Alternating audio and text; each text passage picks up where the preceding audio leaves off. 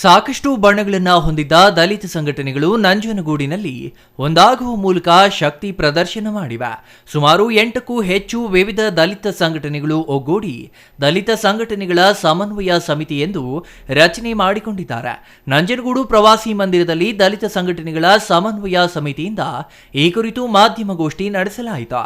ಇನ್ನು ಮಾಧ್ಯಮಗೋಷ್ಠಿಯಲ್ಲಿ ದಲಿತ ಸಂಘಟನೆಗಳ ಸಮನ್ವಯ ಸಮಿತಿಗೆ ಪದಾಧಿಕಾರಿಗಳನ್ನು ಆಯ್ಕೆ ಮಾಡಲಾಗಿದ್ದು, ಅಧ್ಯಕ್ಷರಾಗಿ ಮಂಜು ಶಂಕರಪುರ, ಗೌರವಾಧ್ಯಕ್ಷರಾಗಿ ಗೀಕಹಳ್ಳಿ ಮಹದೇವಸ್ವಾಮಿ, ಉಪಾಧ್ಯಕ್ಷರಾಗಿ ರಾಜಶೇಖರ್, ಕಾರ್ಯಾಧ್ಯಕ್ಷರಾಗಿ ಬಸವಟ್ಟಿಗೆ ನಾಗೇಂದ್ರ, ಪ್ರಧಾನ ಕಾರ್ಯದರ್ಶಿ ಆಲತ್ತೂರು ಶಿವರಾಜು, ಸಂಘಟನಾ ಕಾರ್ಯದರ್ಶಿ ರಾಜೇಶ್, ಸಹಕಾರ್ಯದರ್ಶಿ ಸಿದ್ದರಾಜು, ಖಜಾಂಚಿ ಬಾಣೂರು ಶಿವಸ್ವಾಮಿ, ಕಾನೂನು ಹಿರಿಯ ಸಲಹೆಗಾರರಾಗಿ ಬೊಕ್ಕಹಳ್ಳಿ ಮಹದೇವಸ್ವಾಮಿ, ಕಾರ್ಯಕಾರಿ ಸಮಿತಿ ಸದಸ್ಯರಾಗಿ ಮೂಡಹಳ್ಳಿ ಮಹಾದೇವ್, ಎಂ ಮಹದೇವಸ್ವಾಮಿ, ಗಟ್ಟವಾಡಿ ಮಹೇಶ್, ಮಹದೇವಯ್ಯ, ಸುತ್ತೂರು ಮಹೇಶ್ ಅವರನ್ನ ಆಯ್ಕೆ ಮಾಡಲಾಗಿದೆ ಎಂದು ಸಮಿತಿಯ ಹಿರಿಯ ಸಲಹೆಗಾರರಾದ ಬೊಕ್ಕಹಳ್ಳಿ ಲಿಂಗಯ್ಯ ಘೋಷಣೆ ಮಾಡಿದ್ದಾರೆ.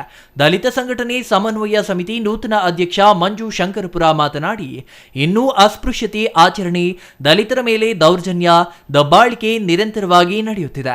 ಇದನ್ನ ತಡೆಯಲು ಸಂಘಟನೆಗಳು ಹೋರಾಟಗಳನ್ನ ಮಾಡುತ್ತಿದ್ದಾರೆ.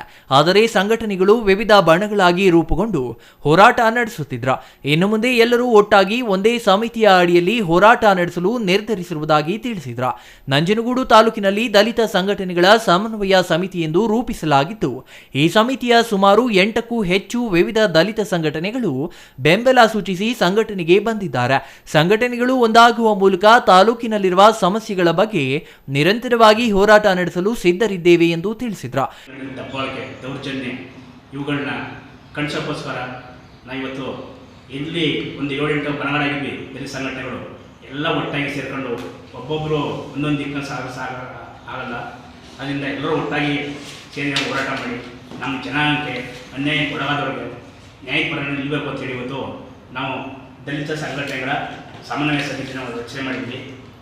ದಲಿತರ ಒಳಗೆ ನಡೀತಿರುವ ಸಾಮಾಜಿಕ, ಧಾರ್ಮಿಕ, ಸಾಂಸ್ಕೃತಿಕ ಹಾಗೂ ಒಳ ಜಾತಿ ಸಂಘರ್ಷಗಳು ಹಾಗೆ ವಿಘಟಿತ ಸಂಘಟನೆಗಳು ರೂಪಿಸುತ್ತಿರುವ ಹೋರಾಟಗಳ ಕ್ರಮ ಆಳುವ ಶೋಷಿತ ವರ್ಗಗಳ ಮೇಲೆ ಯಾವುದೇ ಪರಿಣಾಮ ಉಂಟು ಮಾಡದಿರುವುದು ಒಂದು ಶೋಚನೀಯ ಸಂಗತಿ.